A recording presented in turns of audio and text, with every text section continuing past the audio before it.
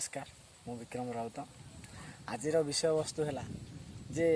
लोक मैंने जो कहते भागवत भजनमाला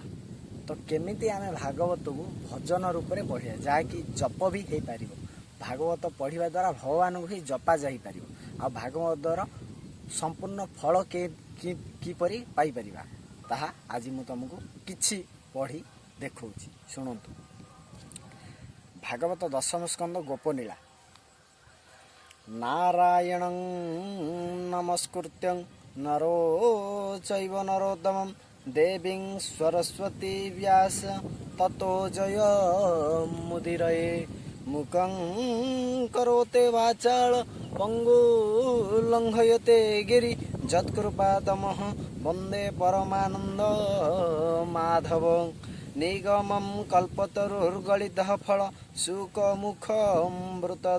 संयुक्तं पिबत भागवत रसमालाय मुहुर्ह रसिका भुवि भावका। वर्तमान भागवत आरंभ। बंद इ देव लंबोदर गोविंद पाशु अंकुश बेनिकर गोविंद पुठल जटर सुंदर गोविंद गजबंदन गणेश गोविंद अनादिनाथर नंदन गोविंद अमृत पाने तो सोमन गोविंद यज्ञ आरंभे तोर पूजा गोविंद उत्तरी कंठे नागराज गोविंद श्याम सुंदर तनुवर्ण गोविंद अशेष विघ्न विनाशन गोविंद। ये हूँ गोटे प्रकार भागवत पढ़ार शैली जहाँ फल भागवत पढ़ा सहज हम जहाँकि मात्रा आ भूल हेनी। यह पढ़िया द्वारा भगवान जो बारंबार नाम उच्चारण हम सी तुम जपा माला परी काम कर जहाँ फल कौन मृत व्यक्ति पाखे जो पढ़ा जाए भागवत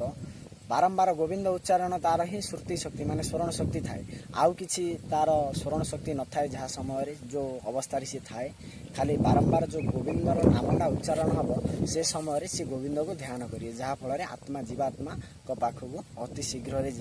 जापर तांकर मुक्तिर बाट खोली जाए। छोट शिशुंकर जो मुंड पाशरे पढ़ा जाए भागवत जहाँकि छोट पिला तो किसी शुणिबार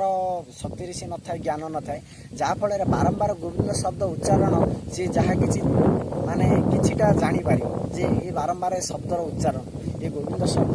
बाजिवा द्वारा जहाँ कि आमर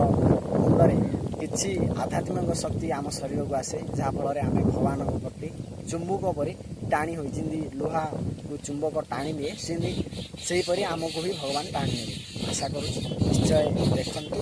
निजे पढ़ु और अन्य को भी देखा। नमस्कार।